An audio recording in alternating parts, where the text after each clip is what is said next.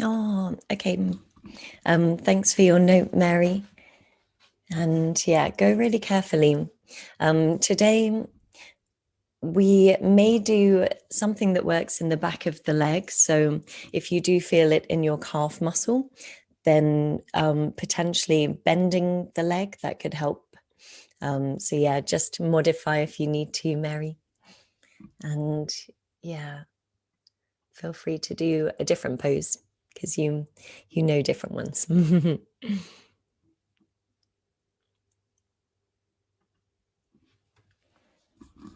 Alrighty, so we'll wait about 30 more seconds. Feel free to lie down if you would like to. We can always come to a lying down position early.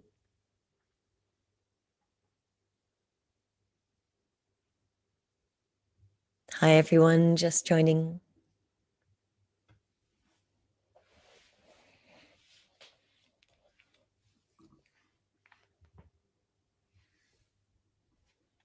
And also grab any bolsters or cushions or blocks.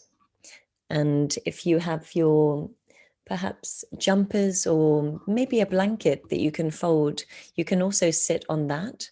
So yeah, that will be best if you don't have any blocks today. Yeah, that's fine. Thank you for letting me know, Mary.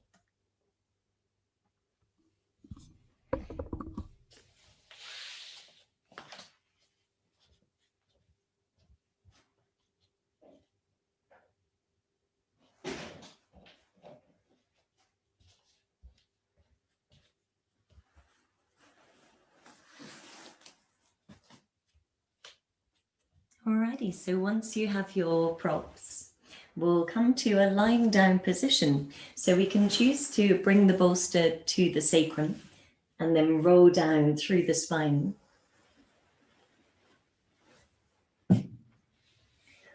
Or perhaps you're keen to lie on the floor, so that can be a little easier if you're working with any back pain.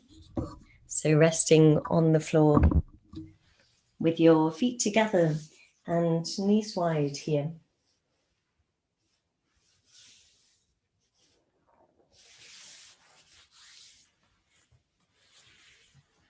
And then once lying down, allow your whole body to relax entirely. And taking a deep breath in through the nose. Take a big sigh out. Long, very slow, deep breath in. Really filling up, big sigh.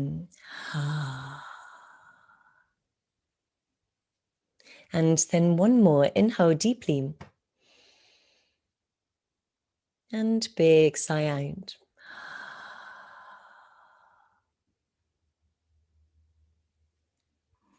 And as you relax into Supta Baddha Konasana, reclined butterfly position, just allowing the whole body to relax here. And as I talk through our introduction, you could also practice pranayama if you're keen to take deep breaths, working with your breathing, or just allowing the body to relax and be in a much more passive breathing pattern. And so we're in week 5. And our session today and also this week are corresponding with the lung and the large intestine qi. And so we'll be looking at the lungs and the large intestine in Chinese meridian line theory, and also the throat chakra in yoga philosophy. And so the lungs essentially are the life-giving network. So very much all of our bodies functioning and our consciousness and our prana depend upon the lungs. And so whilst they're not physically connected to the intestines, and there's space in between, And energetically, in yoga philosophy, the heart space is very much around that same area. The intestines share the same energetic characteristics. And so we're linked in a way, they are linked in a way that they both give life. So when we take in air, that's turned into our life force. And when we take in food, that's also where we draw our nutrients and we gain vitality. And so the lungs are very complex, extending from your collarbones down to the diaphragm, filling up the entire chest cavity almost. And the right lung has 3 lobes, and the left only has 2 because of the positioning of the heart slightly to the left. And the lungs do a very vital job. So we're breathing about 23,000 breaths a day. 23,000. And so they are essentially filtering, bringing in fresh oxygen, allowing that to move into the bloodstream, which in turn carries the oxygen to every single cell. And then we expel carbon dioxide. But actually, carbon dioxide is also very important in our ability to transport the oxygen. So CO2 is made up of the carbon and then the 2 oxygen. And so we need this very vital component as well. And this is why when we hold our breath, for example, in pranayama, we are boosting our levels of CO2 by not breathing out. And so this allows the oxygen to be transported to the cells. And then the large intestine, it's 5 feet long. And it includes the colon and also the rectum. So it's essentially where we store and then eliminate the waste.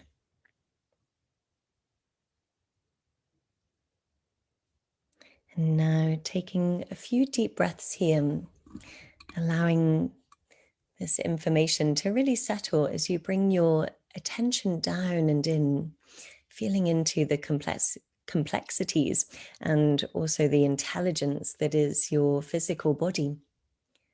Breathe into the chest cavity and then extending the breath down as you bring your attention, but also the prana, down to the area of the intestines.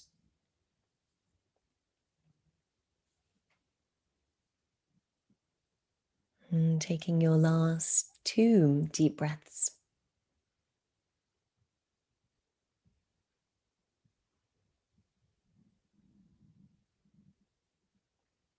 And so we're really enlivening and supporting the chi for the lung and the large intestine today. And this is part of the metal element. And metal is strong, it's super strong. So it's often used to reinforce strength when we're perhaps using it in construction, or to give energy in some way, to conduct energy. And so it's really our ability to assimilate the life force from what we take in to then be able to reinforce our strength. Now, in slow motion, bring your palms behind your legs and moving your knees together. And we'll roll to your right side, coming to a seated position. And in your comfortable seat, grow tall through your spine.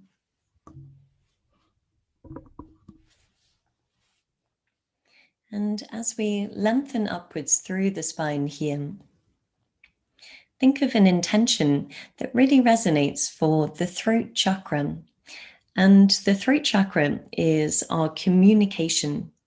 So perhaps finding your voice or being able to express yourself in a very, let's say, in a way that's compassionate, but also true to yourself and to your heart space. And as we practice our intentions, setting something that feels really relevant around this idea of communication.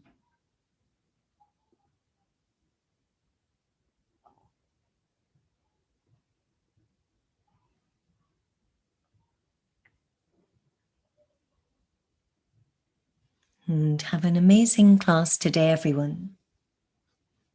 As we move into our first pose, let's bring the feet together and allow your knees to flop sideways.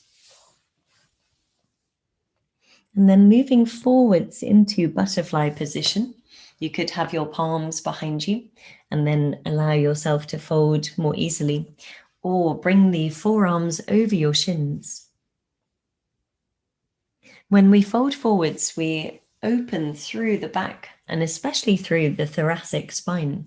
So we'll be working the breath into the back of the heart space, which we did in our previous yin, but also into this area which we call essentially the back ribs, where most of the lung capacity actually lies. So breathing in very deeply into the back ribs and encouraging the whole body to soften and to sink downwards. And opening the hips, as well as working into a forward fold at the same time, is very calming for the nervous system. So this is a wonderful pose to begin any self-practice, any times in which you just need to recoup or to perhaps move inwards. We can come to this pose as our go-to pose. And it enlivens not only the space that we can breathe into, so the lungs, but also the legs are involved. So as a recap, we're working in the kidney and the liver meridian qi. The gentle pressure in the intestines and the stomach and the abdomen is also stimulating for this area, allowing us to process, to store, and then also to eliminate any waste more effectively.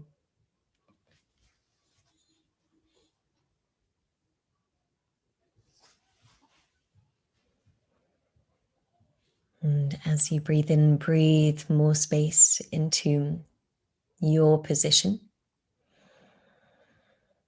And as you breathe out, become muscularly relaxed, so the entire body sinks down and forwards.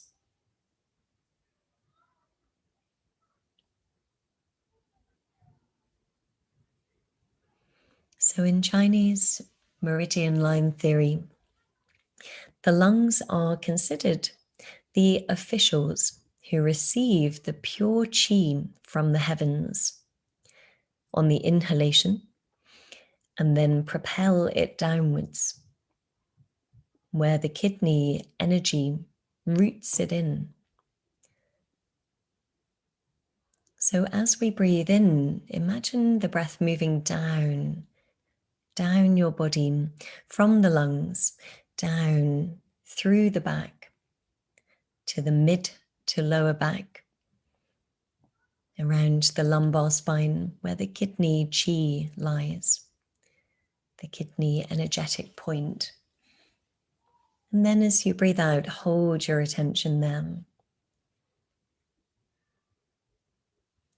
So this breath, this energy and qi is moving from above, from the heavens, down through the lungs to the kidneys, where our essence energy lies, where it's really stored.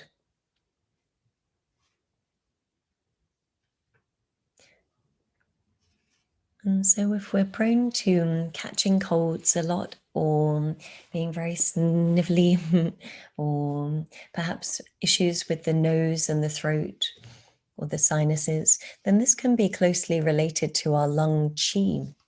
So it could be that we need to practice these positions to strengthen the lung qi. And so when the lung qi is deficient, it can take on many symptoms such as allergies, asthma, bronchitis, any respiratory disorders, shortness of breath, coughing, wheezing, or even rashes. So this is all part of the lung qi being weak. And the sense organ for the metal element is the nose. So when the lungs are affected and the lung qi is weak, then the nose and our smell may be affected too.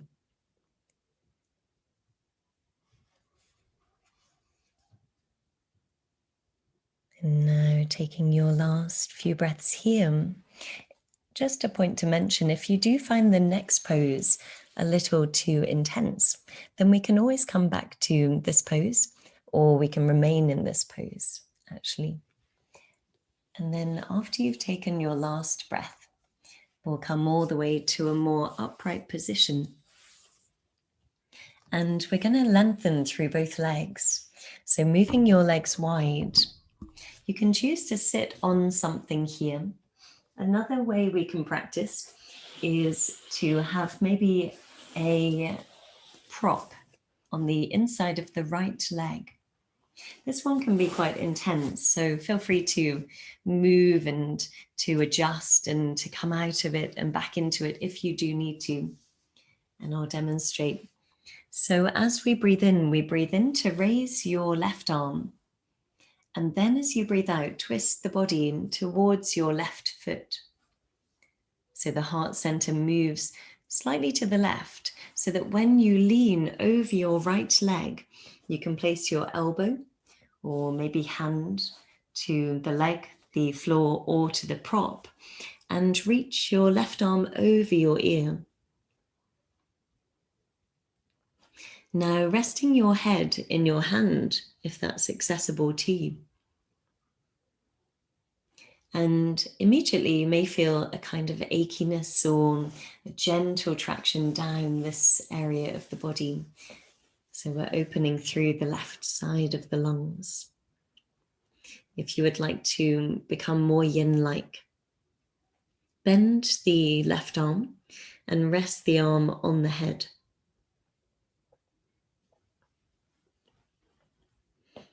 And then as you breathe into your left side body. And as you breathe out, total softening. So we are maintaining an open position, but we're not using too much engagement. We can become more yin-like. The torso perhaps moves back to center slightly instead of being completely engaged and turning to the left foot entirely. So just see what the body wants to do here. Think of the path of least resistance. So there's a softening, a surrender. And we're going to stay in this position for 2 more minutes.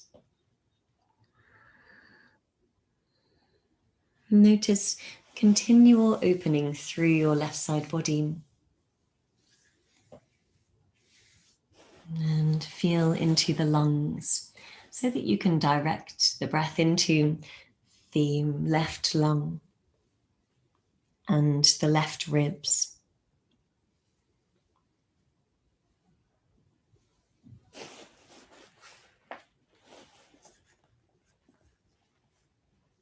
And as you breathe in, breathe more space through this area, finding that quality of stillness.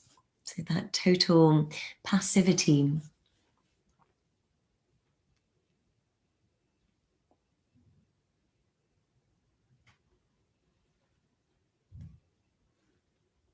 And so the nose and the throat are closely related to the lungs. They are essentially the route through which the breath goes. And so they can be affected when the lung qi is stagnant or deficient. And other problems that we could have are rheumatic pain or even degeneration of the spine, or perhaps thyroid issues, spasms of the throat or the esophagus.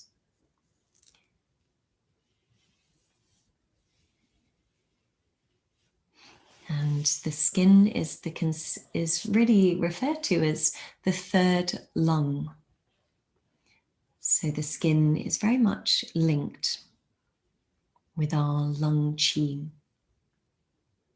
So this is why we can, if the lungs are affected, we can also develop rashes. Now taking your last breath in on this side.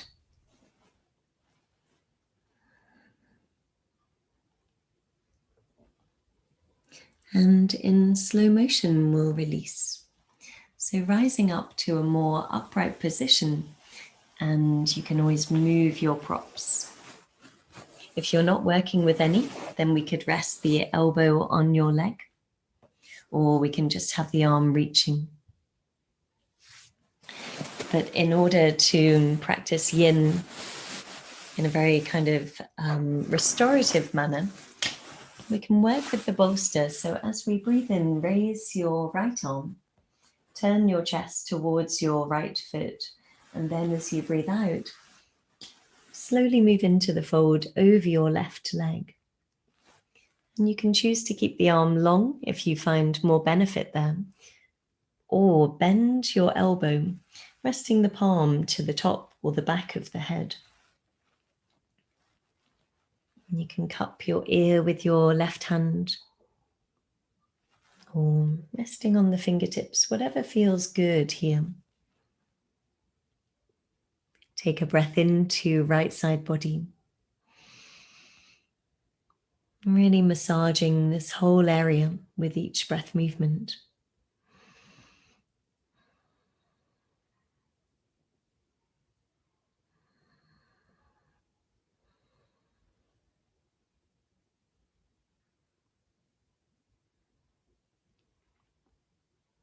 And so in yoga philosophy, we've moved from the lower chakras at the base of the spine, which are the more dense material, earth, heavy properties, and then moving up to water, and then fire, and then air. And so the throat is ether. And so it's the most subtle that we've come across. And it's the level of the most subtle information that we can receive.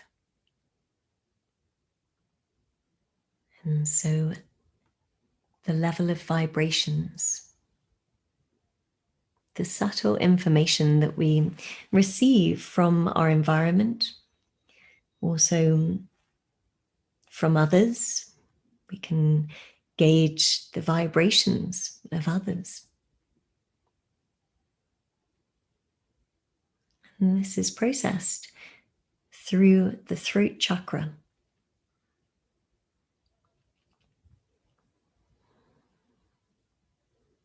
And sound is of that same vibrational quality. Sound vibrations.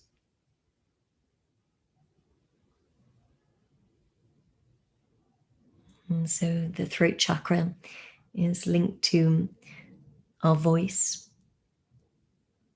and the sounds that we process can be activated through singing or chanting. listening to music.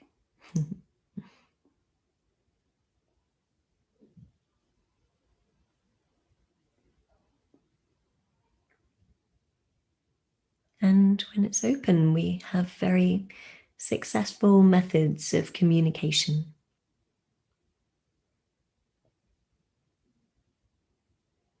Breathing into your right side body. I know the arm begins to really ache after a while. Oh, yes.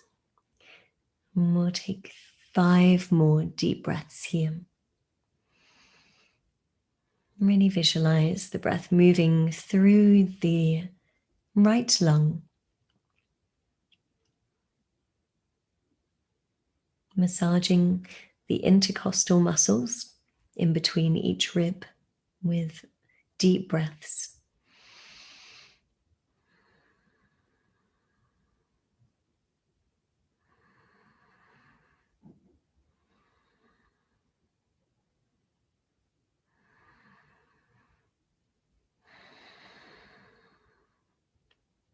Good, and now we'll slowly release. Just noticing the lateral lines as you release this pose. Notice any sensation there. You can also choose to release your legs here and bring them together once more. Take a deep breath in. Big sigh out. Whole body awareness.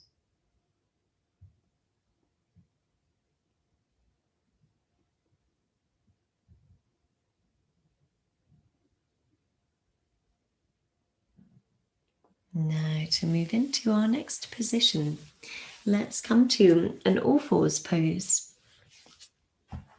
And there's an option to do either the back bend, so the one in the center, or to twist. So move your knees backwards, bring the palms forwards, and then bring your forearms and forehead, or even your chin to the floor to open the throat. See which feels best for you. We won't be here for too long. We could choose to move into a twist. So bring your right arm under your chest, under the left arm and through. And if you would like a more, let's say, intense position, maybe you're not feeling enough, then you can walk your left fingers to the right side of the mat in front of you.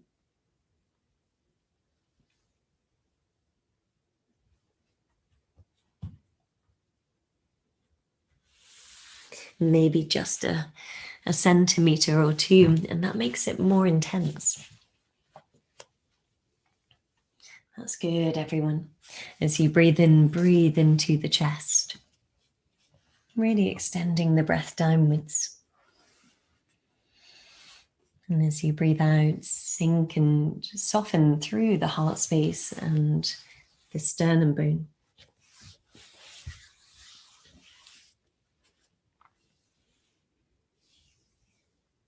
And so the lung chi nourishes and reinforces strength and essentially bolsters every single cell in your body. Metals conduct electricity, just as breath conducts chi.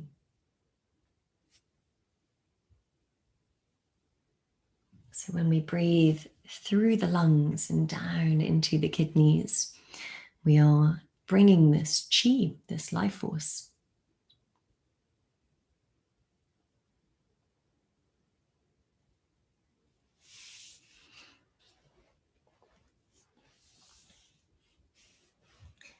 And so from a yogic perspective, the throat chakra is the subtle center for and of vibration. And ether can be equated with this unifying field of subtle vibration found throughout the universe. So this subtle vibration that is unifying everything.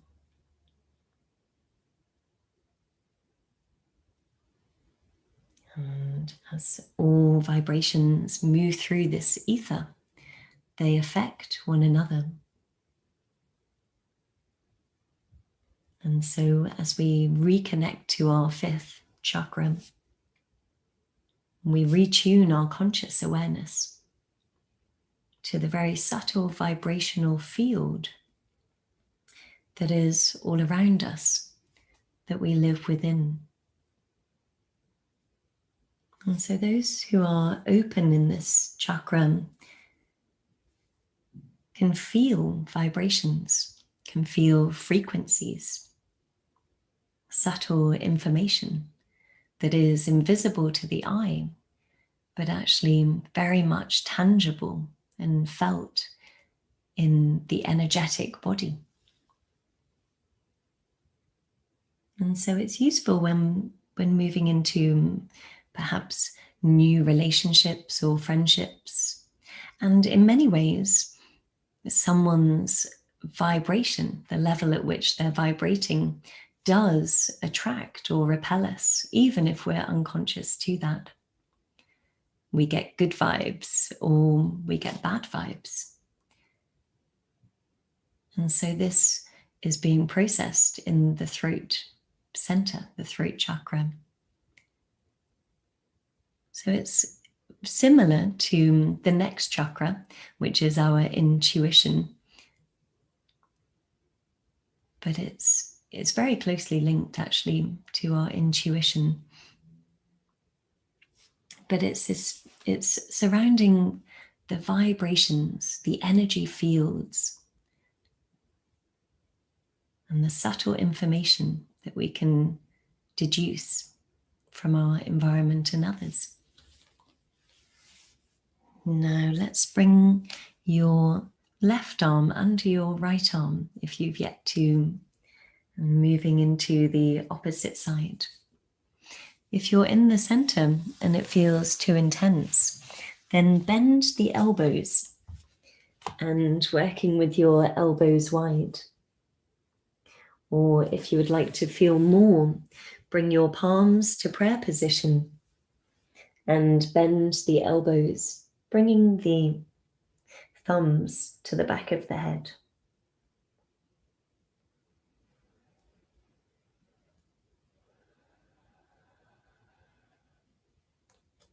Really encouraging the chest to sink down with every exhalation.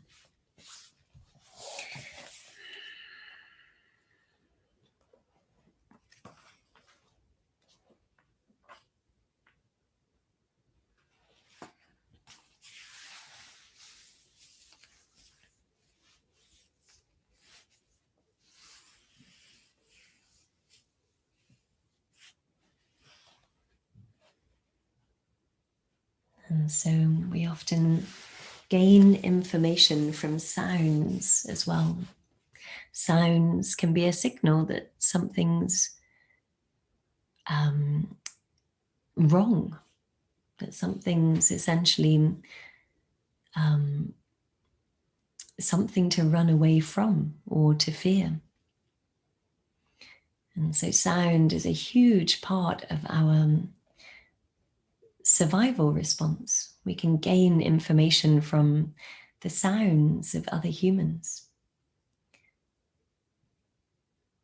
And vice versa, when we perhaps hear a joyful experience, we gain information from that sound. We may gravitate towards. So in crowds, when there's laughter, we often are very curious and we gravitate towards what may be going on, what show or spectacle may be happening. And so sound is subtle information through which we can navigate towards or away from something that is either attracting us or repelling us. Very much linked to our survival mechanism. Now here, taking your last 2 deep breaths.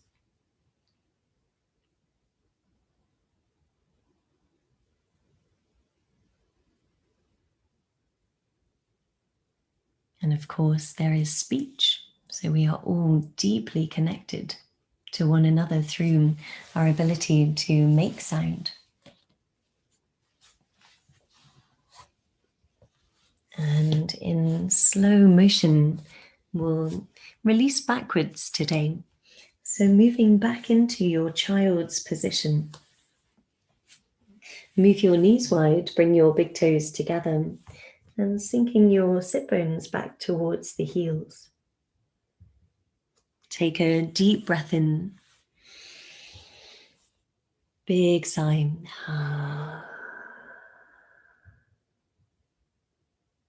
Whole body awareness. Whole body mindfulness. Also the sound of others' voices, the sound of our own voice. We can use this as a method through which we transmit a feeling. So it's the transmission of a feeling or an intention.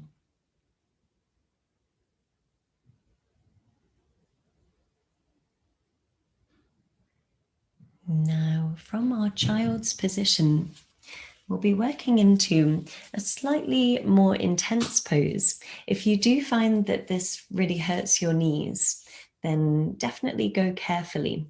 Another pose we can do is to move your knees wide and then to bring your right arm under your left arm and then left arm under right arm. So this one is best if you're not moving into our next position. I'm going to throw quite an intense pose in here. So we move your hips forwards, bring your feet outwards, and then move your knees wide. So we call this one frog position. It's like a square, really. So both knees are 90 degrees. The heels are behind your knees. So it's a 90-degree angle with the knee joint. And then you come to your forearms. So if you are keen to miss this pose out, or if you feel that the inner knees are just too painful, or maybe you're feeling quite a lot on the inside of the legs, then go back to wide knee child's pose.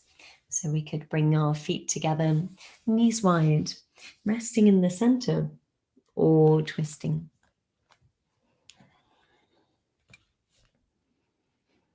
So it's up to you where you want to go here. And then once in your position, take a deep breath in. And take a sigh. Using the sound to really enhance that quality of surrender. So sighs are amazing.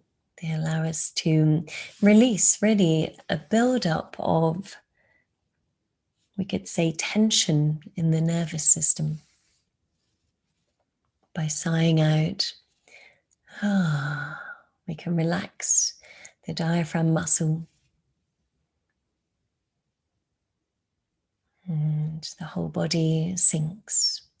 So using sighs in your practice, really voicing, creating sound at any point, especially in those moments where we feel as though we need to let go more into gravity.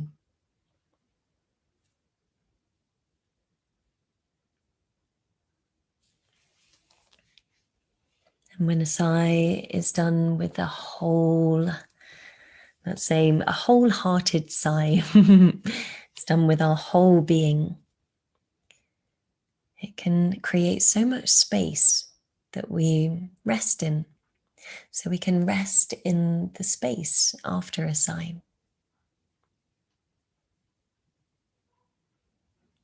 And we'll do one together. Deep breath in. Big sigh.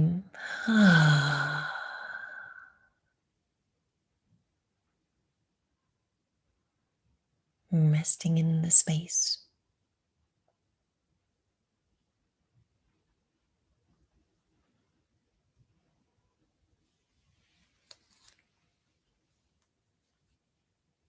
If you are twisting, we'll switch sides here. Feel free at any point to adjust your position deeper, or perhaps you back away from too much intensity.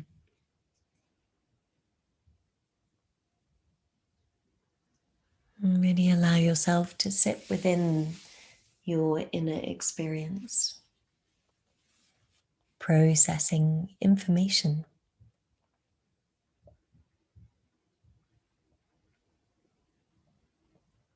And the most subtle information.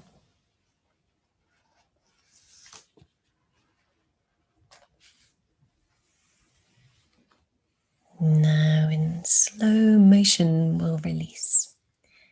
So releasing by moving your knees together once more.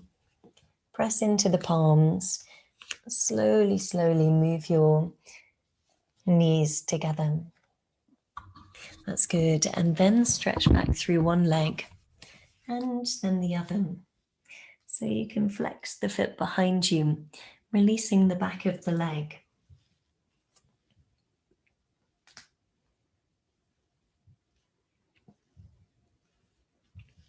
And we'll move into our hip opening here.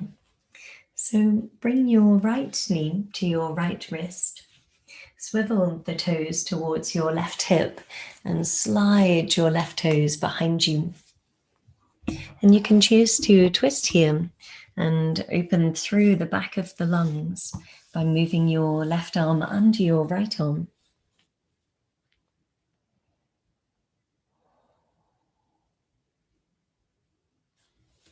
Or we can remain in the center and rest the forehead to the backs of the hands. Or if you're wanting to recline more, then come to the back and bring your right ankle over your left knee.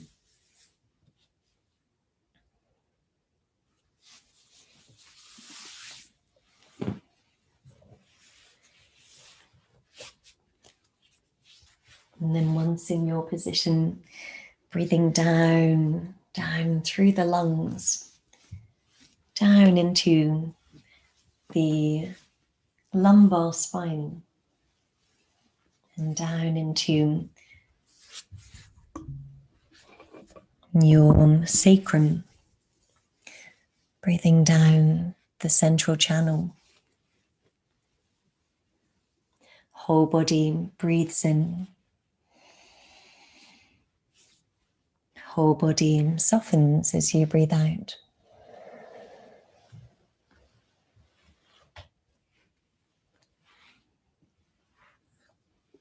And so the lung and large intestine qi is associated with courage.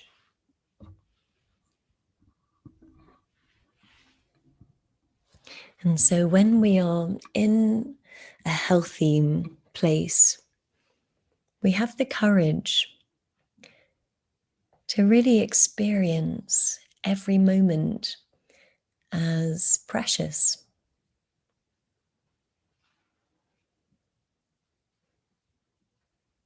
And so courage or strength, really, to have a reverence.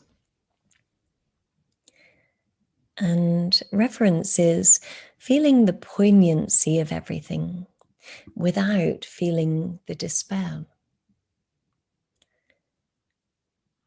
So there's a reverence. Every moment is poignant, meaningful, without there being a feeling of despair or perhaps a feeling of loss.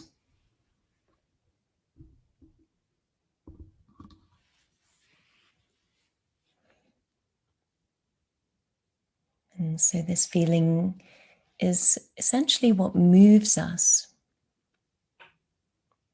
to express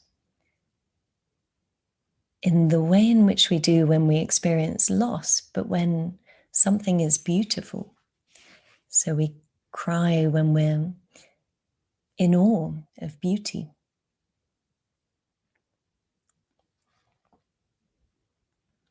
And so on the flip side, when there's a depletion in the qi for the lung or large intestine, there can be the experience of grief, of deep loss.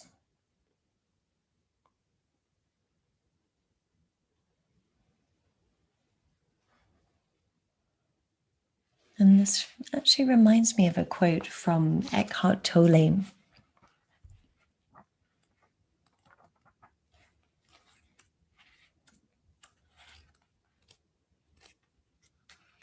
And he mentions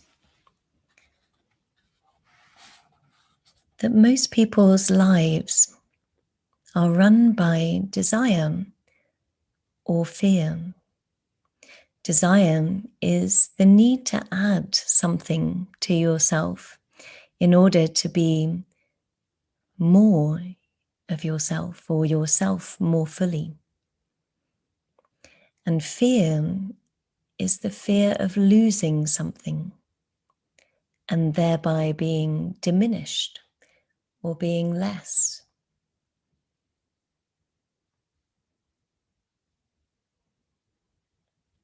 And he mentions that these two movements obscure the fact that being, so your beingness, can never be given to you or taken away. Being is already full. So when you're in your beingness, the fullness is already within you. And I think that that links to our feelings of loss. So if we recognize that there's a completeness to everything that happens, there can be a sense of reverency, of feeling the poignancy without feeling as though we've lost anything, and also not lost ourselves when we lose other things or people.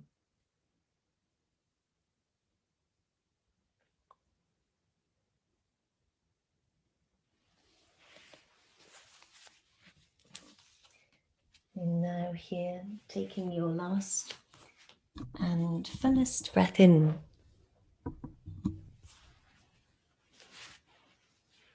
And if you were in the twist, we'll press into your right hand and then very slowly release. And walk your left knee towards you. And very mindfully move your right foot behind the right knee. Slowly straighten. And taking a deep breath in. And big sigh.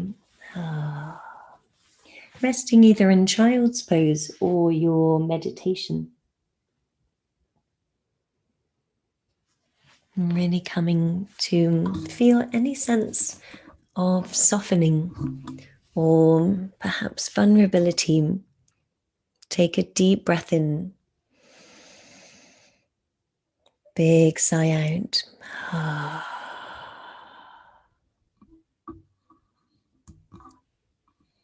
Whole body awareness.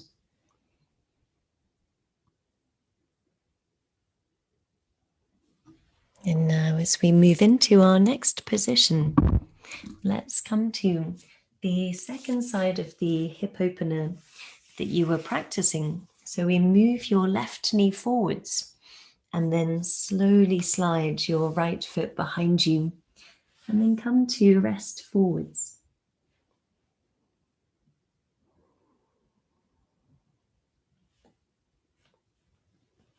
And if you do want to go further, moving your right arm under your left arm, taking the twist.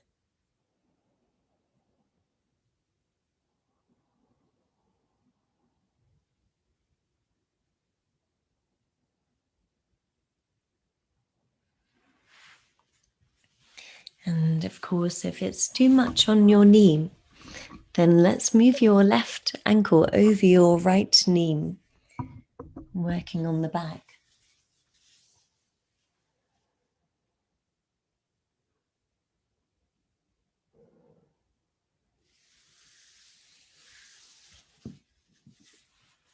And so practicing these positions really bring us in touch with that sense of flow, the natural flow of life itself.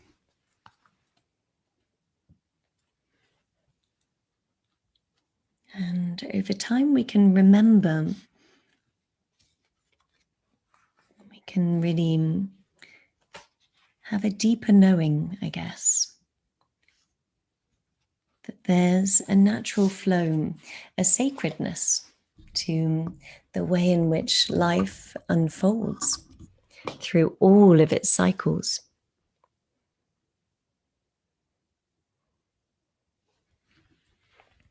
And when the lung and large intestine qi is strong, there's that ability to recognize that there's a beauty in that natural cycle.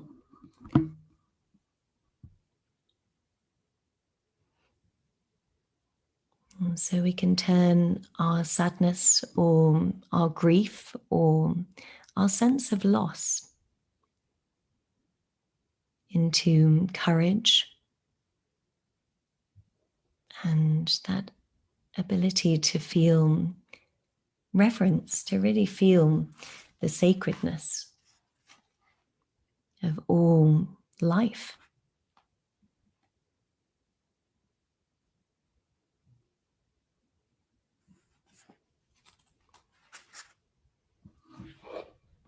And breathing so deeply into your left leg, encouraging the breath to move down through the lungs, down into the hips. And it's said that when the lung qi is deficient, there's a muddled or cloudy or disconnected thinking. And we may have difficulty with strength, or perhaps having a tenacity, or even just a willingness to endure. So there may be that lack of a willingness to endure whatever challenges may be coming our way. And so healthy qi is the ability to encounter difficulty, to have that willingness, to endure challenge.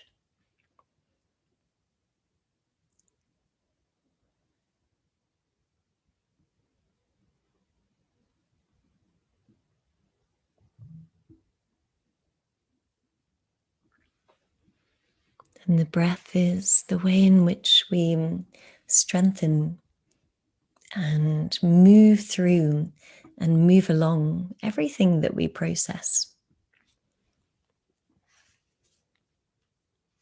So any feelings, thoughts, emotions, keep breathing through them, encouraging them to be digested and assimilated.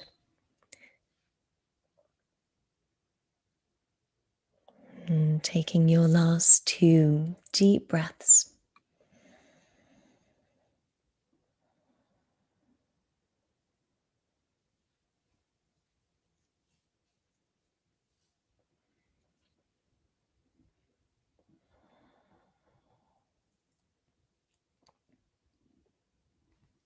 Good, and slow motion release. So we're going to press into both palms and slowly move your left leg behind you. And I'm going to demonstrate a pose through which we can affect our throat chakra.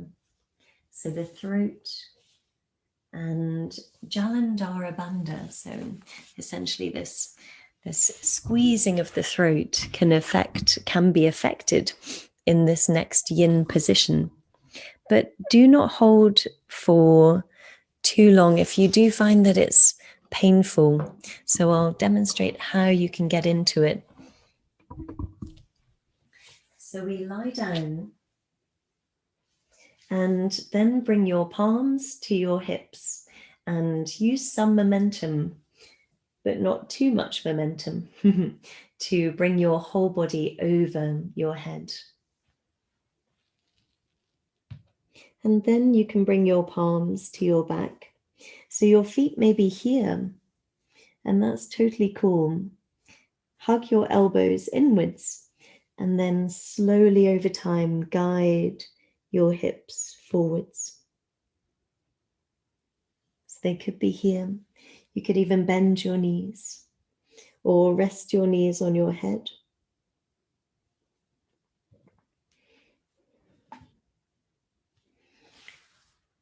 And so it's like a shoulder stand. And then when we go into plow pose, so it is pretty much the shape of plow position.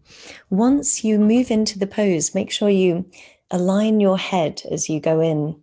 So you have to keep your head very much in the same position and facing upwards towards the ceiling.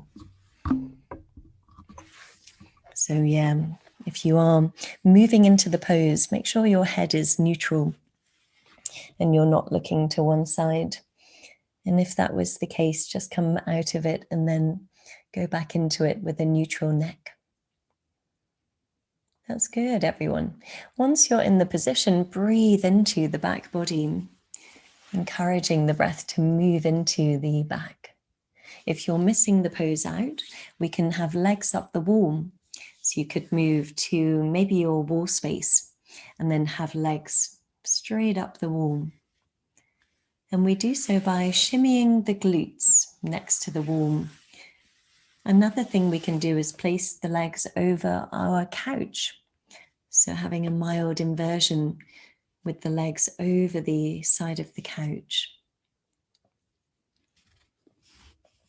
And if we are working into what we call snail position in yin yoga, or our halasana, our plow pose in more dynamic forms of yoga, then we remain for about 2 to 3 minutes. But if it's too much, just come out of the pose and just relax on the back. See you soon, Mary.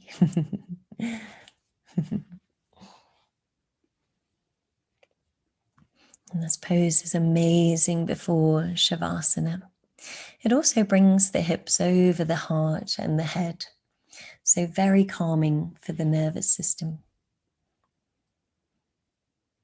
It stimulates the lung and the intestine meridians by gently compressing the tissues in the chest and the abdomen while elongating the tissues of the back.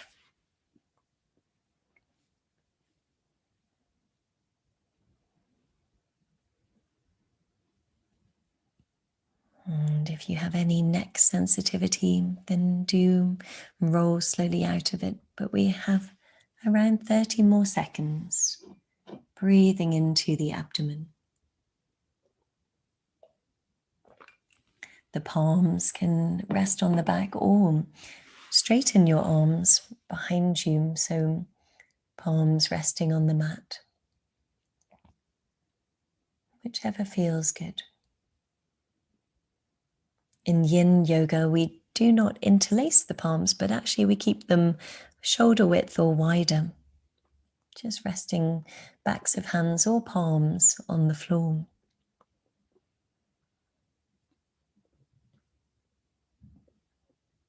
Good, everyone. Breathe into the abdomen.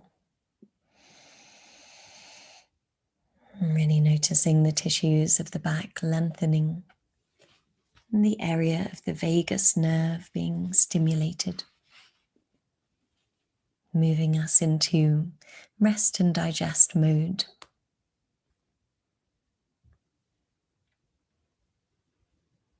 And slow motion, really slow motion, slide your palms either to the back or keep them on the ground and then roll down slowly. Good. And as you lower, come to a lying down position. Maybe with your knees bent or knees hugged in. And take a deep breath in. Big, big sigh. Whole body awareness.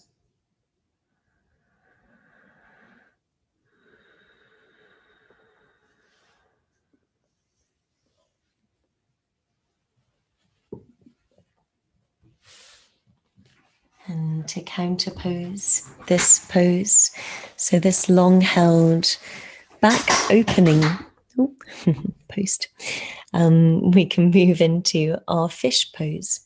So bring your feet together, and it's best done from a seated position. Go very mindfully. If you find that it's a bit intense for your neck, then feel free to miss it out. But it's great to open the throat and the chest. So bring your palms behind you, slowly lower to your elbows. And then with your feet together, knees flop sideways, begin to tilt the pelvis. And then as you tilt the pelvis, head moves back.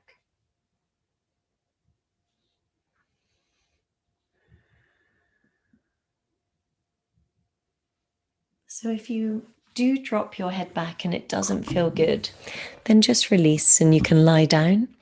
But taking around 5 to 7 breaths here, notice how open the cavity of the lungs is here. Breathe into the lungs and the heart space. Deep breaths. Feel this renewing quality of your breath movement through the chest.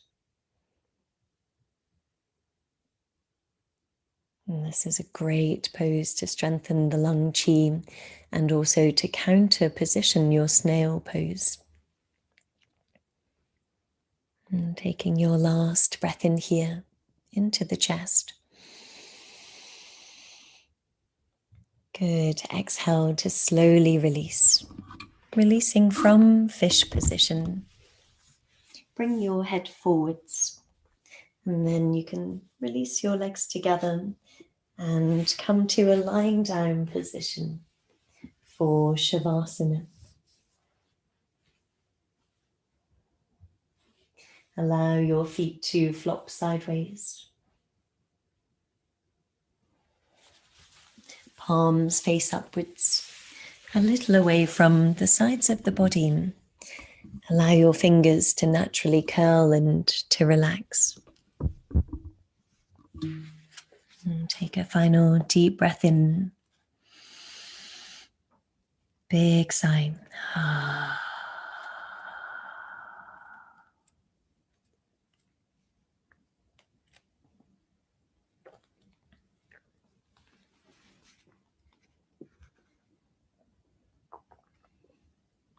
And resting in whole body awareness.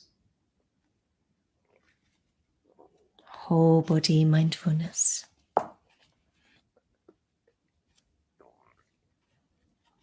And when we come into the now, the present moment with our attention, there is a curiosity, a clarity, an alertness.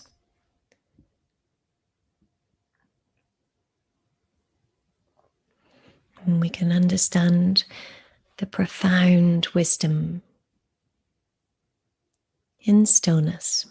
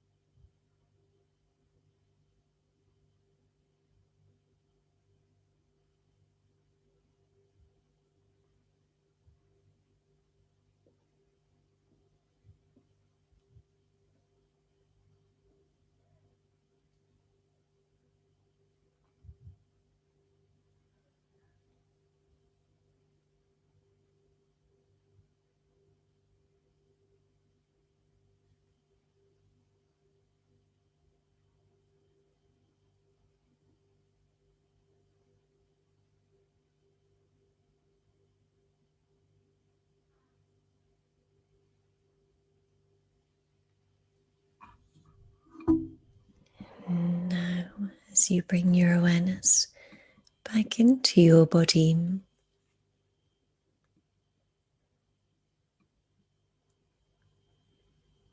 And perhaps setting an intention or a new intention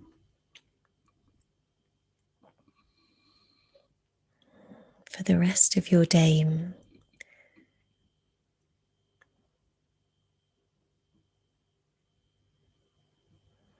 And perhaps it's surrounding the idea of reverence, of seeing the poignancy and really tasting every moment of this very sacred life.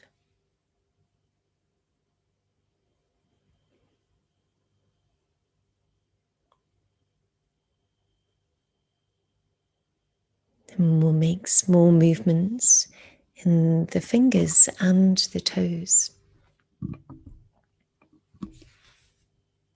And when you're ready to move, hug one knee into your chest and then the other, rocking from side to side. Roll to your right side and come to a seated position. Bring the palms to prayer pose, Anjali Mudra. And take a deep breath in, and using sound to sigh out. Raising the thumbs to the third eye, breathe in deeply.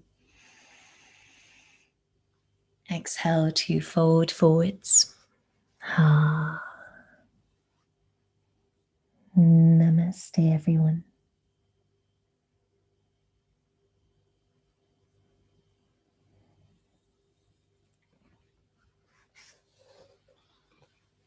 Namaste to all of you. Thank you so much for joining me today. And I look forward to seeing you on Friday. So on Friday, we'll be moving through a vinyasa flow, but we'll also be looking into pranayama and how we can use more complex, still simple to learn, but more complex ways of moving and reinvigorating our pranic energy. So I look forward to seeing you on Friday. And let me know how you go in the emails and the chat as always. See you soon. Oh, thank you, Katrina. I'm glad. Thank you. Thanks, Roz and Lisa and Julia and Gina. Thank you so much. Nice to see you, Holly. Naomi. And we have Sienna and Lisa. Thank you so much. And Karen. Bye, my loves. And we'll make sure we have our props. So it could be the bolster or maybe a meditation cushion or a few props such as books or 2 blocks.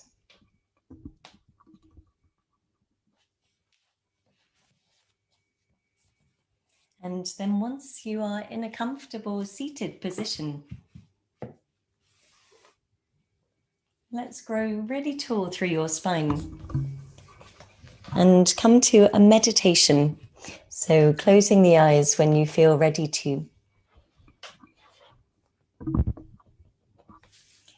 And here we'll take a few releasing breaths. So breathing all the way down through the spine, down the midline. And then as you breathe out, big sigh. And allow the sigh and also the sound to ground you. So imagine you're sighing out into the seat of your meditation and into the earth. So take a deep breath in. And big sigh out. And then one more. Inhale deeply. Really expand all the way down to the lower abdomen. Big sigh out into the earth.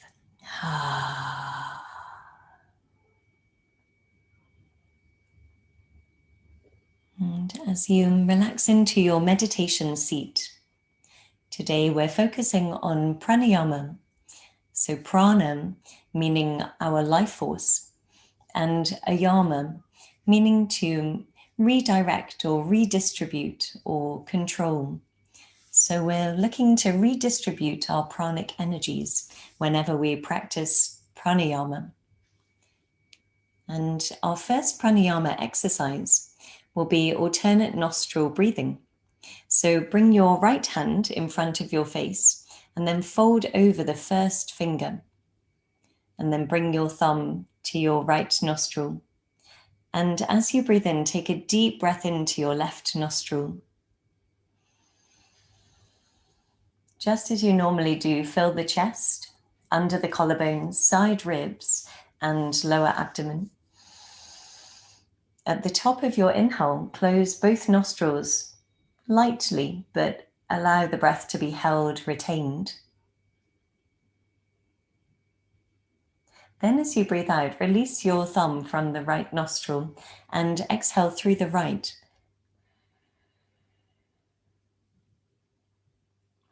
And you may notice the breath runs out quite quickly. So we need to really slow our exhalation down. And then breathing in through the right nostril. Big breath in, really filling up entirely. Pause, hold both nostrils closed. See if you can relax your face as you do this. And then exhale through your left nostril. Long, deep breath in, left nostril.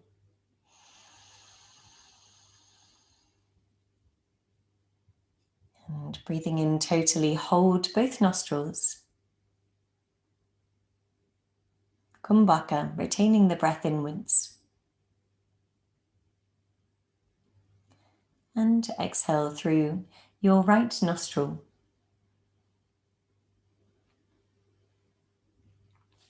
Breathing in right nostril. Hold both nostrils closed.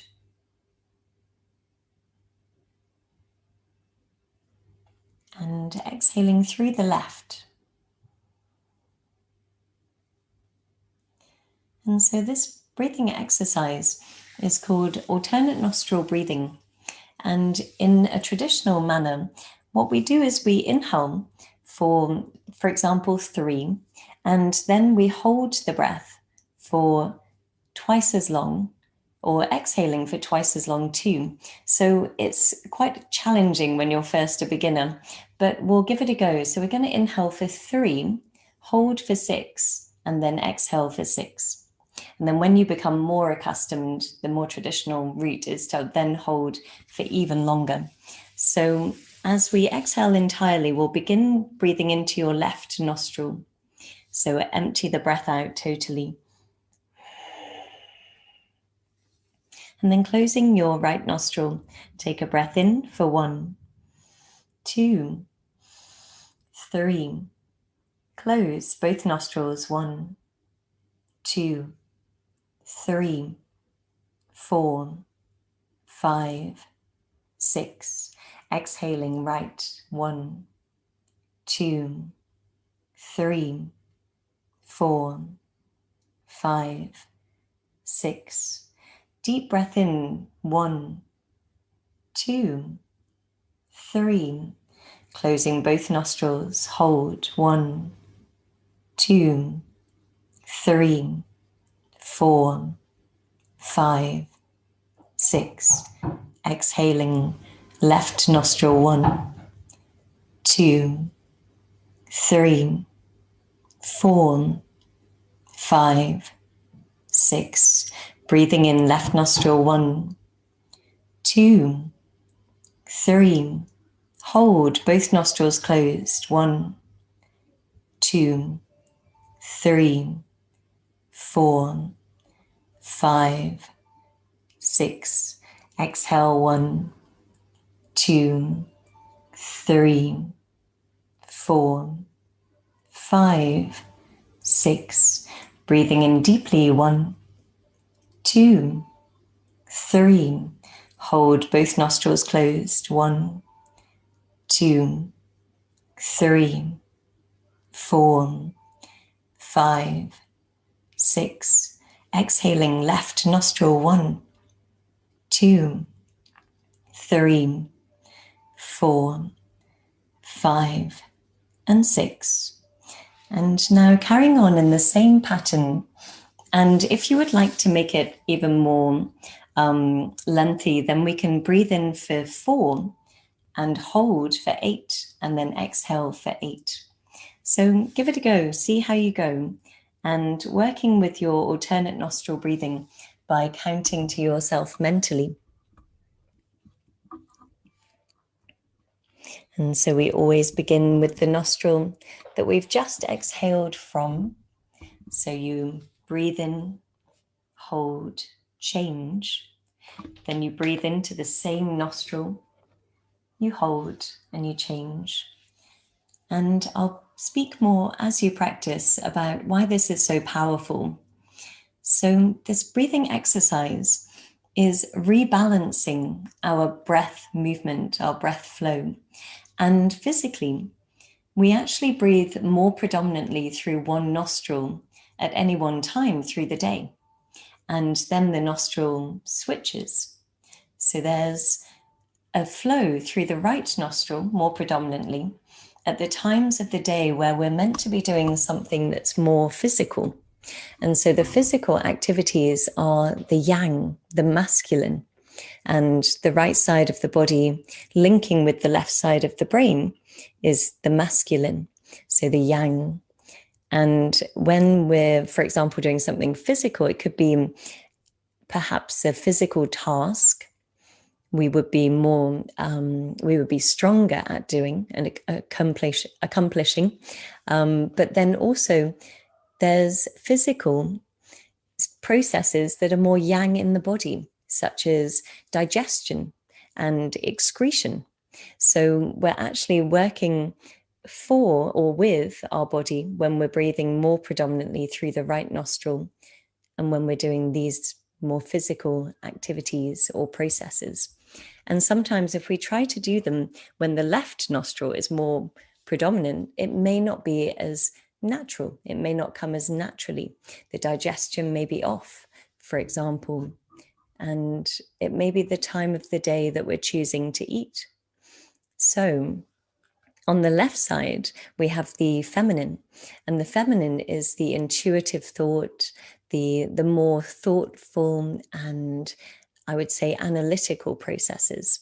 So if we're maybe doing a task or being creative, or perhaps getting some work done, or writing, or reading, or painting, then it's best done when we're breathing more predominantly through the left nostril. And so this is our creativity, it's our yin, it's our intuition and our connection to information or a higher source of creation. And so this can be best done when we're breathing more predominantly through the left nostril. So even as you breathe here, you may notice that one side feels more open, and it's normally the side where the breath is quicker. So when we're more closed in a nostril, the breath is slower, much like when we practice Ujjayi breath. In vinyasa, we close the throat. So the breath is less powerful, but it's actually lasts for longer. So this is the reason why we move between the nostrils. We're linking right side and left side. We're allowing for the pranic energies to merge, really, to rebalance between masculine and feminine, right side and left side of the body. Now taking your last breath, allowing the breath to be even as we breathe out through the left nostril. So we'll breathe out through the one we began breathing into. Setting ourselves up for creativity and grounding as we move into our sequence. And then once you've exhaled, bring the palms to prayer position and grow tall through your spine. And invite in your intention today. So our chakra this week is the throat chakra, and it's our chakra for creativity, or let's say communication of creativity, or our purpose, our higher purpose. So when we connect to our throat chakra, it's really a way in which we can communicate better, perhaps to ourselves, less delusion, or to others. And as you set your intention here, thinking about perhaps finding your voice, or how do you express yourself and your creativity? Is there an intention you can set surrounding this theme?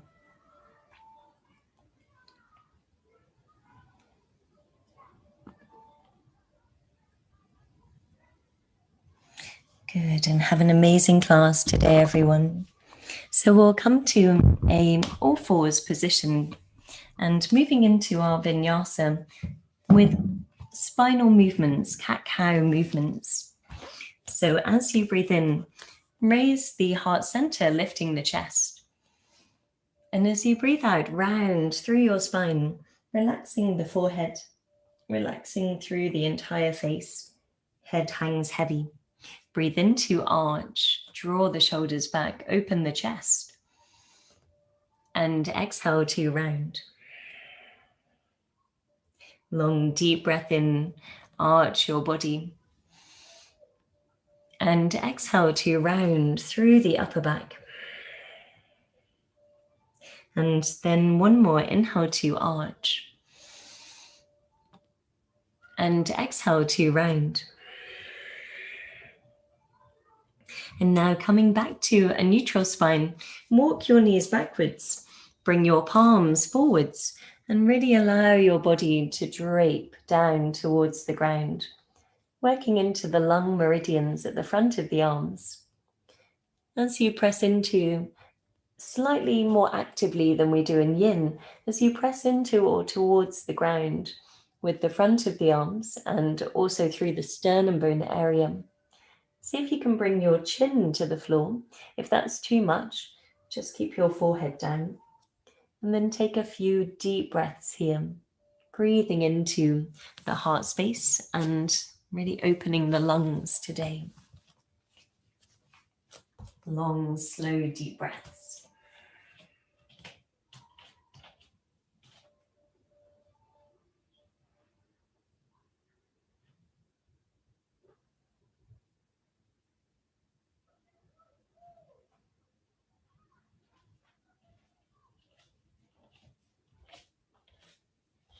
Now taking your last breath in here, and in slow motion slide all the way forwards and come to rest on the front.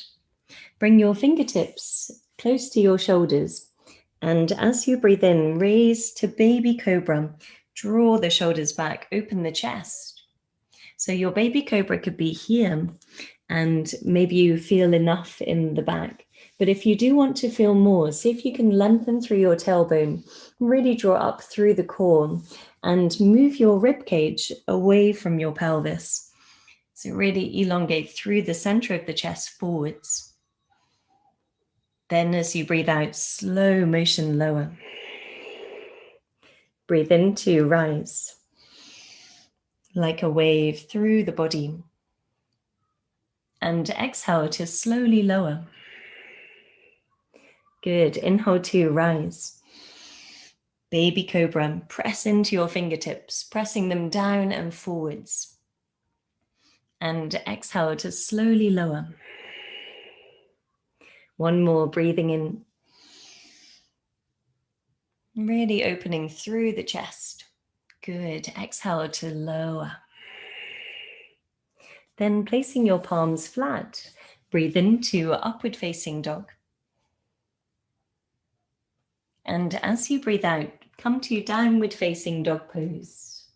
Pedal the feet, so bend one knee and then the other, releasing through the back of the legs.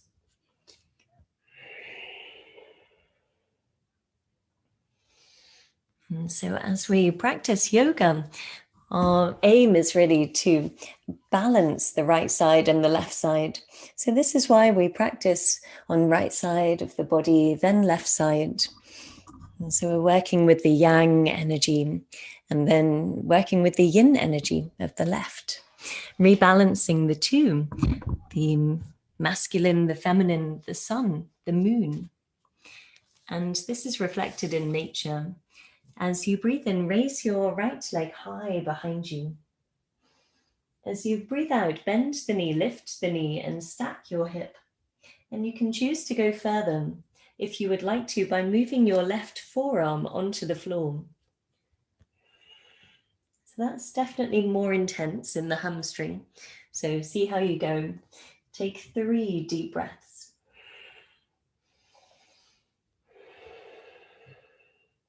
Breathing into the right side body, breathe into the lungs. Noticing the area we're opening here so that we can breathe more deeply. Then come back to your palms and swing your right knee towards your chest and pick up your right palm, so fingertips down. Then step forwards in slow motion. Good. As you move your back knee to the floor, take a breath in to wave the arms forwards and high. Come to low lunge. As you breathe out, sink deep into your lunge. Gaze at one place, so find a drishti, a gaze point in front of you. And if you can, lengthen through the side body. Imagine you're lifting your ribcage away from the pelvis. Then lean back into space by sending the arms back.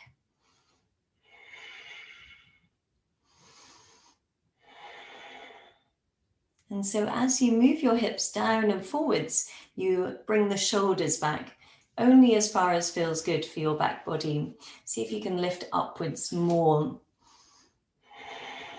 Breathe into the lungs. One more breath in. As you breathe out, palms down in slow motion, lifting your back knee.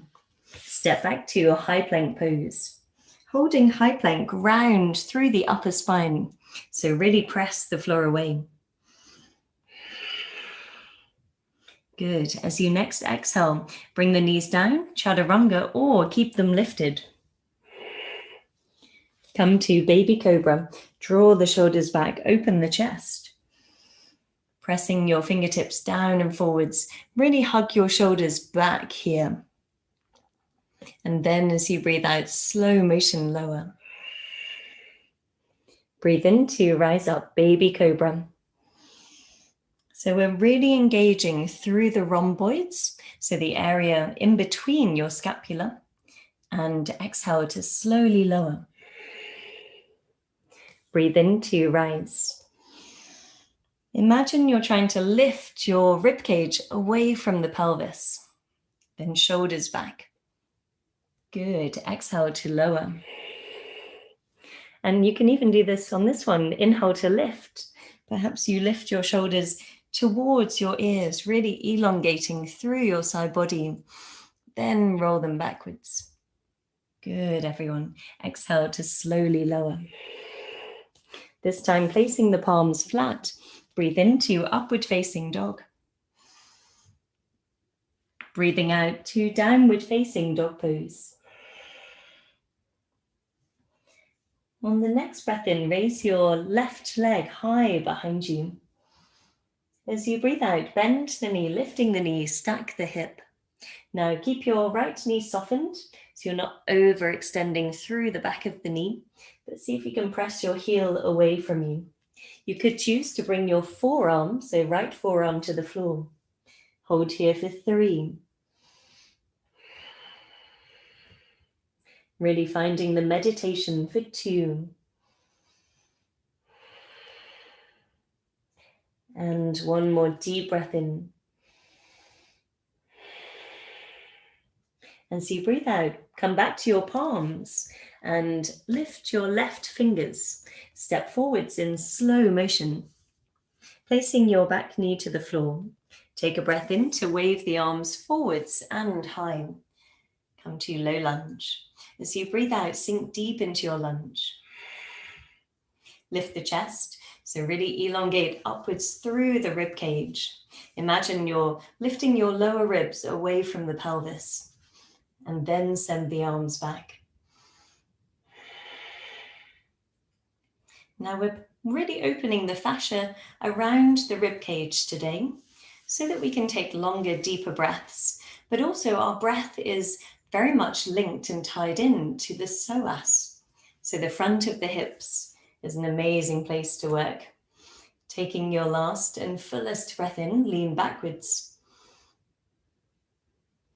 And then as you breathe out, palms down in slow motion. Lift your back knee. Step back to high plank. Maybe you bring your knees down or keep them lifted through Chaturanga Dandasana. Breathe into baby cobra or upward facing dog. Breathing out to downward facing dog. And now as we take a sigh, inhale deeply. Big sigh out. Let's bend both knees, step or spring forwards. Breathing into a halfway lift, lengthen forwards. And exhale, fold deep into your legs. Now, forward folding, bring your feet to hip width apart. Making sure the feet are hip width and toes turn slightly inwards. Lift the inner arches of the feet. Press down through the baby toe and the big toe. And inner and outer heel. And then grab hold of your elbows and really hang.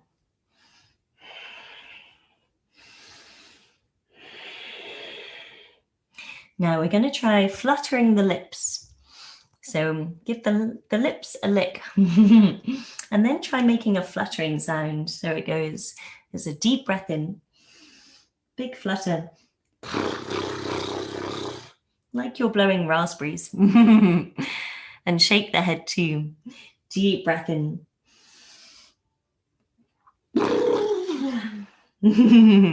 Now we're going to try making a sound. Let's get really silly. Deep breath in.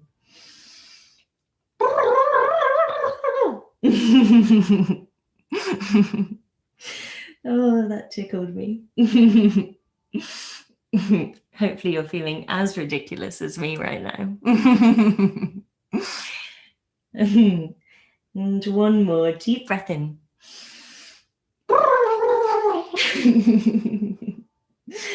Oh, and then releasing your elbows and round all the way upwards through the spine. So they're super fun, and we'll call them lip flutters. Take a breath in to raise the arms high. And exhale as you fold forwards, long spine as you lower, straight into your vinyasa. Take a breath into a halfway lift, lengthen forwards. And exhale, high plank to low plank, Chaturanga Dandasana. Breathing into upward facing dog. Breathing out to downward facing dog pose.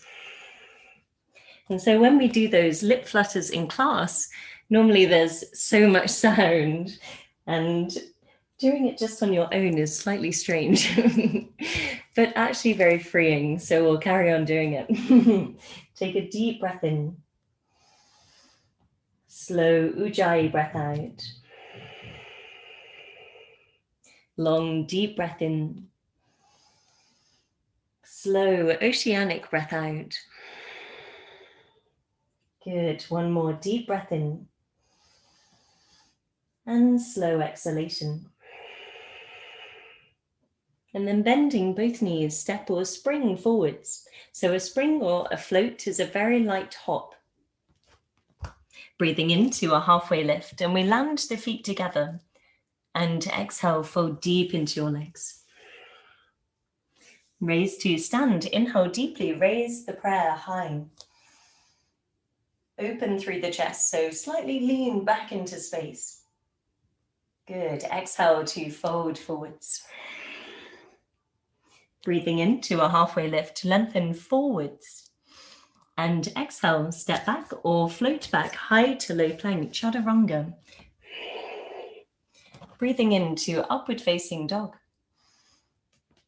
Breathing out to downward facing dog pose. Taking 3 slow deep breaths, breathing in. Slow oceanic breath out. Long deep breath in. Tilt the sit bones really high behind you. Slow oceanic breath out. Good, everyone. Deep breath in. And exhale to bend both knees, step or spring forwards. Breathing into a halfway lift, lengthen forwards. And exhale to fold. One more, so we raise to stand. Inhale to lift the arms. Lean back and make sure you lengthen through your tailbone, really draw up on your thigh muscles. Lean the pelvis forwards and leaning the shoulders back. Good, exhale to fold. Breathing into a halfway lift. Breathe out, high plank to low plank, chaturanga. Inhale to your upward facing dog. Breathing out to downward facing dog pose. 3 slow deep breaths, breathing in. Slow oceanic breath out. Long deep breath in. And slow oceanic breath out. Good, long deep breath in. And exhale to bend both knees, step or spring forwards. Breathing into a halfway lift. Breathe out, fold deep into your legs. Now this time we'll come to chair pose. Bend both knees, sweep the arms forwards and sink deep into your chair. So whilst you are hanging out here, we could move the heels off the ground. And if you'd like a variation, either bring your palms to prayer pose at the heart center, breathe into the chest, or interlace the palms behind you. Draw the shoulders back, opening through the front. Hold here for 3. Draw up through the lower abdomen, 2. Using your eyes, and fix your eyes on one place for 1. As you breathe out, fold forwards. Breathing into a halfway lift. Breathe out, high plank to low plank, or just rest in down dog. So if you're keen to move through a vinyasa, we can move through a vinyasa or resting.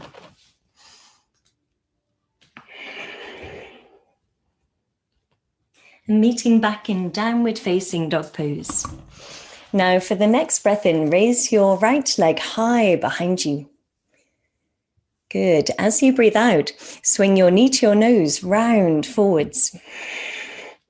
Breathe in to raise the leg. Really nice. And exhale, knee to nose, hug inwards. Breathe in to raise.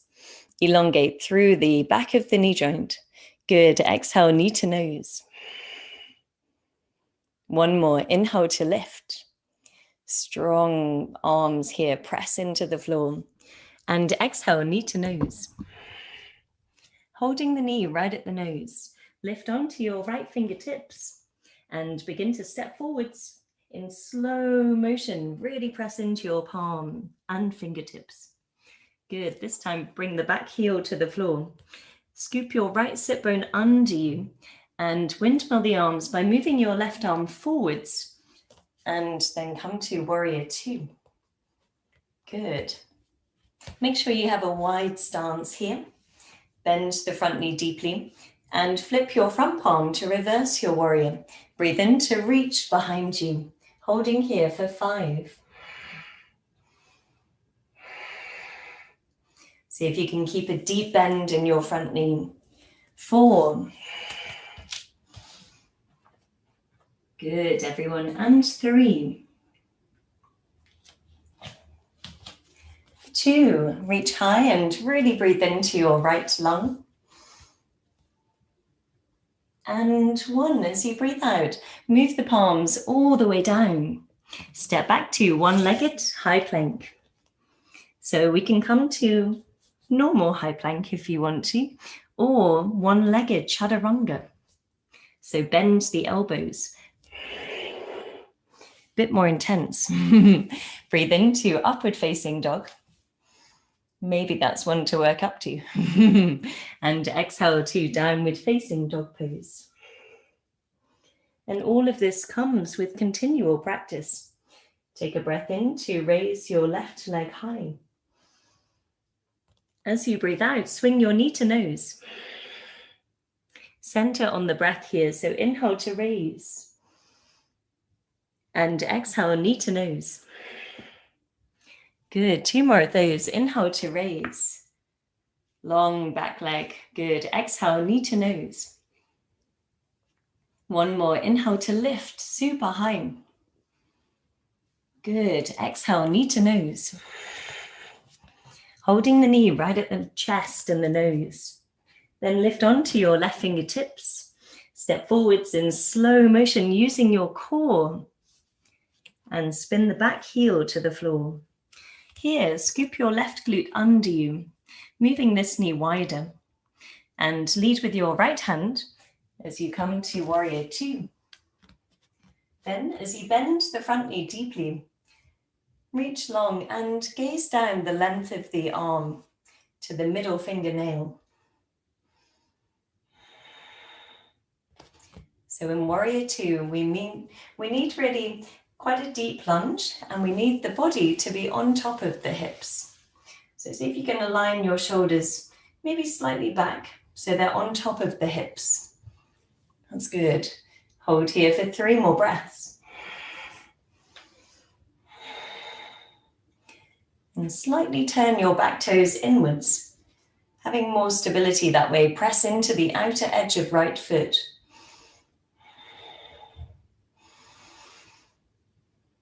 And now flipping your front palm, reverse your warrior.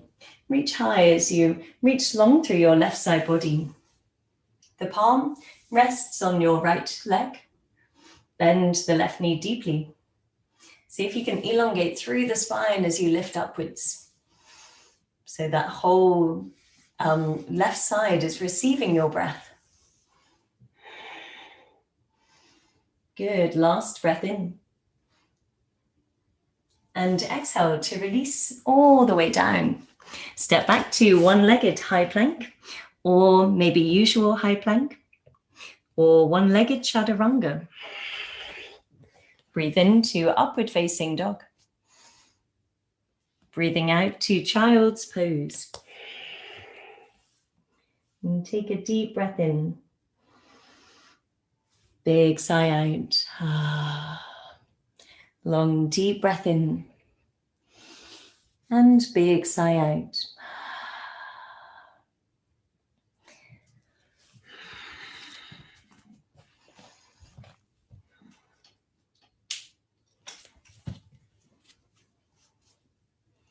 Good, everyone. Resting here for 1 more deep breath.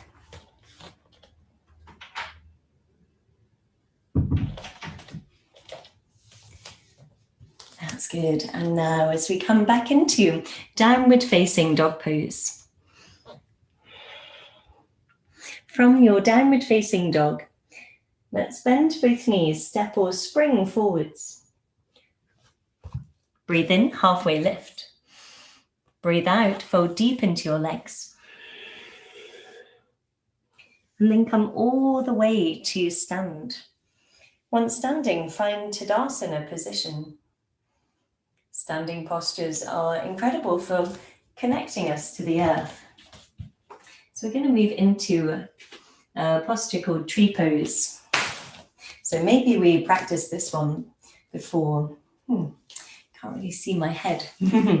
Bend your right knee and bring your right foot to the inside of your left ankle, calf, or the inside of the thigh. And then bring your palms to prayer pose.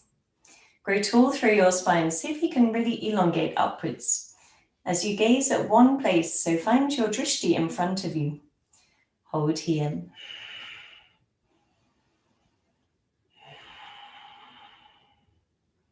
Good. Channel all of your attention to your drishti. And feel the foot continuously oscillating. So from side to side, feel how strong your left leg is working to be still. So there's so much movement, continuous oscillation in stillness. Keep pressing your foot into the leg, press the leg back into the foot. And if you do fall out, it's all part of the fun. If you'd like to go further, raise your arms, parting the palms about shoulder width apart above you. Reach through your fingertips. Hold and breathe. Imagine you're holding onto the air. And taking your last breath into the lungs. Good. Exhale to release your palm down. Prayer down. Good. Bring your knee inwards and catch hold of your knee with both hands. Maybe your left leg is really speaking to you at the moment. And I'll show you from the side this one. We're going to send the leg back whilst we move the arms wide. So press your heel to the back of your mat as you lean your chest forwards and come to Warrior 3. Warrior 3, the arms are wide for balance. See if you can lift your back leg as high as possible. So your back leg goes up in line with your hip. And the arms are wide for balance. Gaze down and then roll your hip downwards a touch because it loves to lift. So see if you can roll the hip down towards the ground, making your right leg work even harder. Left leg work even harder. Take one more breath here. So strong, deep breaths. Good. And then return all the way back to stand. Take a deep breath in. Maybe shake out your left leg. Big sigh out. And then we begin again. So your tree pose. Bend your left foot. And then move your left foot to the inside of the ankle, calf, or the inside of the thigh to go further. And then once you have your balance, palms in prayer position, grow tall through your spine, lengthen upwards. And breathing deep into the chest. Gaze at one place.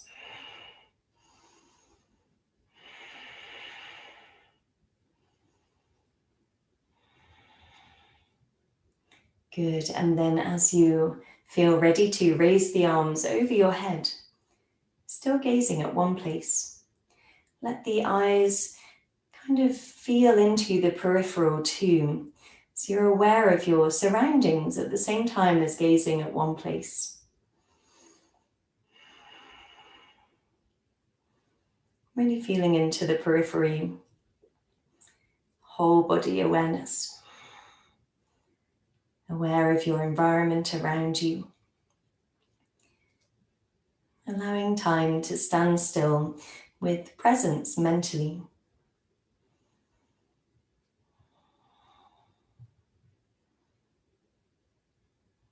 Good, reach long through the arms. If you fall over, just returning back into it.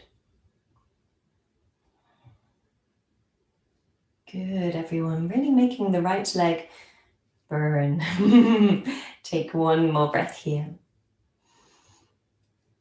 And then slow motion, bring your palms down as you bring your knee inwards. Hug the knee, hold the knee high. And now we're going to take the leg back. So flex your foot and press your leg to the back of your mat as you drop your heart space down and forwards. So working with the leg extending at hip width, hip height. Flex the foot, Arms reach wide. See if you can roll your left hip downwards, making the right hip work even harder with neutral stance. Good, hold here for 3. Reach forwards through the top of the head, backwards through the heel, and sideways through your fingertips. 2. Lifting your leg higher, chest lower for 1. Good, and slowly, slowly return. Shaking out your right leg. Giving it a shake. And then pause, close the eyes, and just feel your entire body with your mind. Take a deep breath in. Big sigh. Whole body awareness.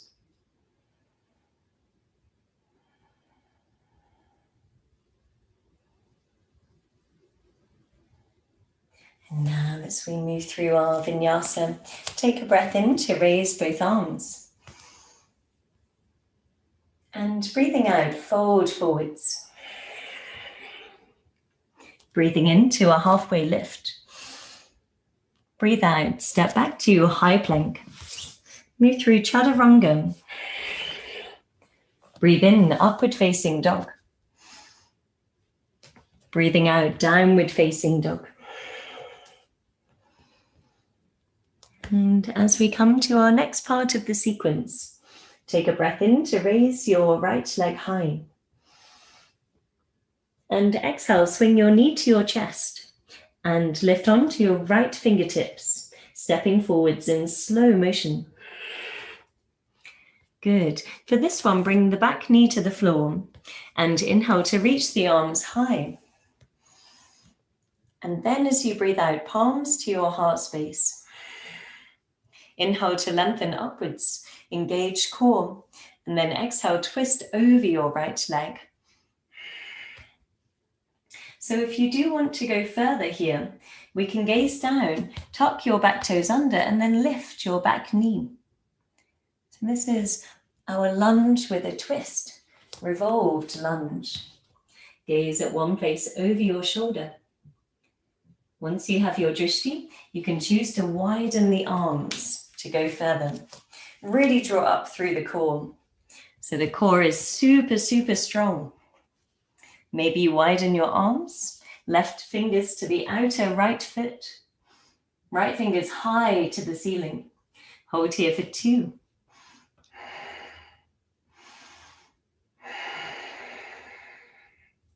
Good. Now as you breathe out, bring your palms down, bring your back knee to the floor, and then straighten through your front leg. Hamstring opening. Maybe blocks are useful here. So we could grab blocks or perhaps a stack of books, or even just resting your fingertips on furniture if you need to. If you do want to go further today, then move your foot forwards.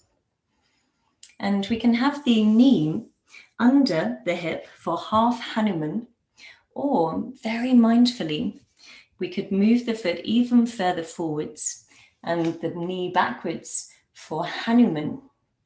So this is where we move a little wider with our heel and toes and knee.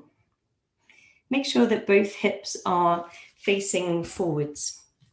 So move your left hip forwards, right hip back.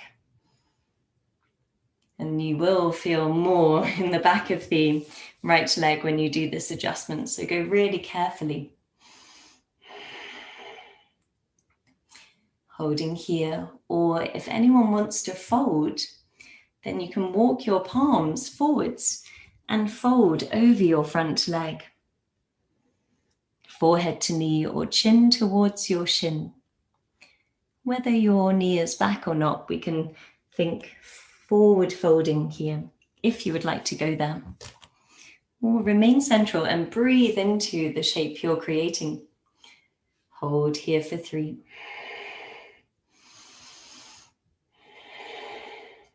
Center on the front of your left hip, if you do have your leg far backwards.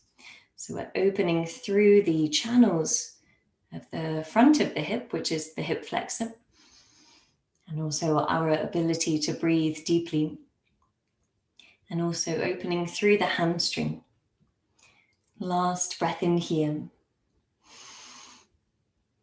Good. Exhale to mindfully press into the floor or the blocks and bring your leg back to neutral. And now we're going to step onto this foot. So we can take a block with us or just have the fingertips on the floor as we move forwards and stand on your right leg. Bring the block underneath your shoulder. And then this time open the hips. Instead of closing the hips as we did before, we're going to open the hips. Open, so left hip is high and right hip sweeps under your left. Good. Hold here for 5. Gaze down if you feel wobbly, or some people like to challenge their balance, pressing into the standing foot and the toe, and then turn the gaze, turning the gaze towards the side. Good. Hold for 2. This one we call half moon position. And 1, release your left arm downwards again and come to either a child's pose or a vinyasa. And if you're working through your vinyasa, breathing into upward facing dog and then breathing out into child's position. Take a deep breath in. Big sigh out. Whole body mindfulness, whole body awareness.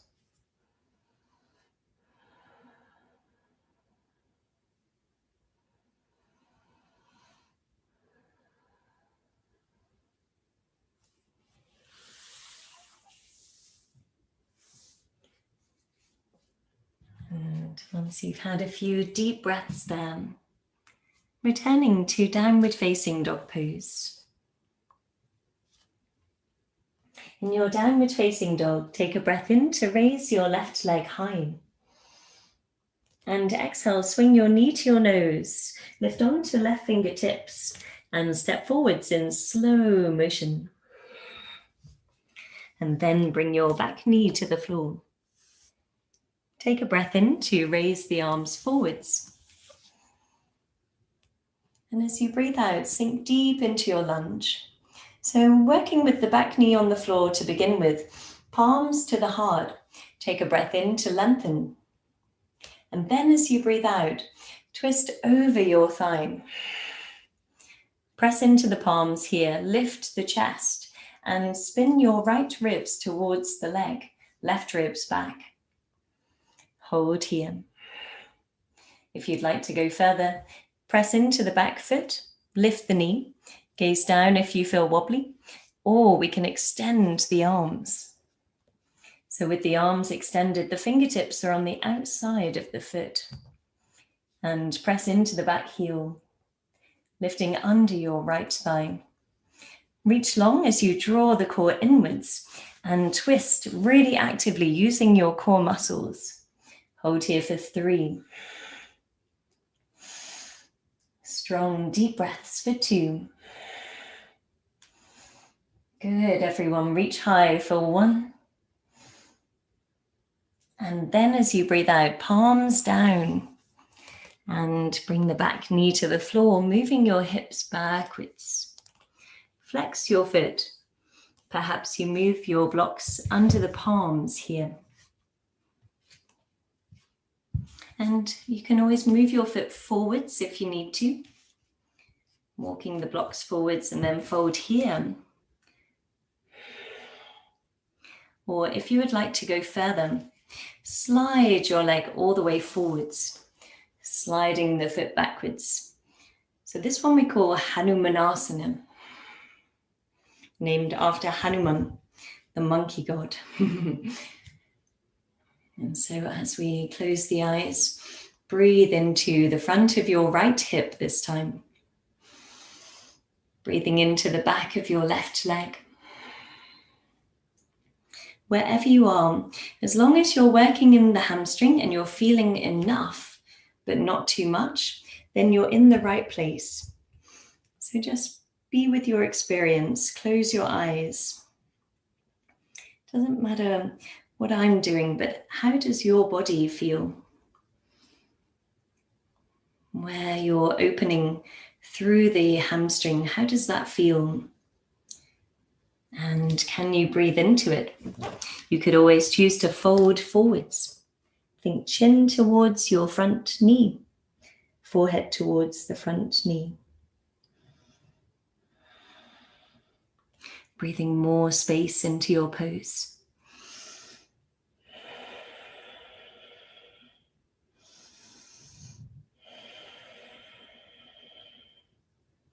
And so there are many different levels, whether you're here and breathing deeply or in a deeper position.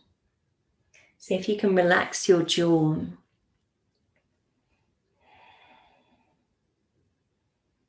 And all that matters is the inner experience, the quality of meditation.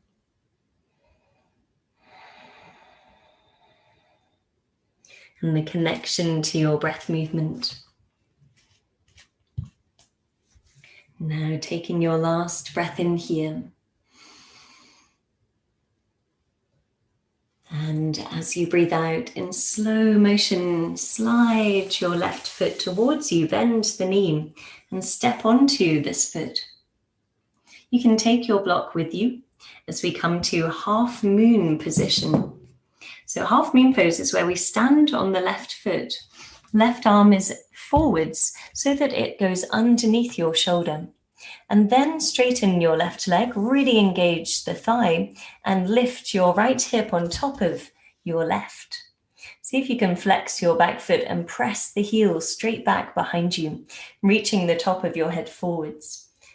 Raise right arm in line with your left arm. Maybe turning the gaze or stay facing downwards with your head. Hold here for 3. Strong back leg for 2. And we can move the back leg kind of like a lever. So if we're falling in one direction, move the foot in the opposite direction. Really engage the core.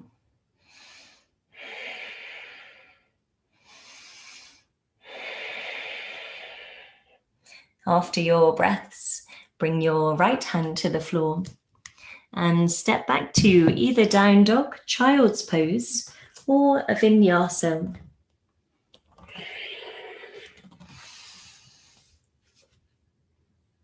And we'll all meet in child's position. Taking a deep breath in. And big sigh out.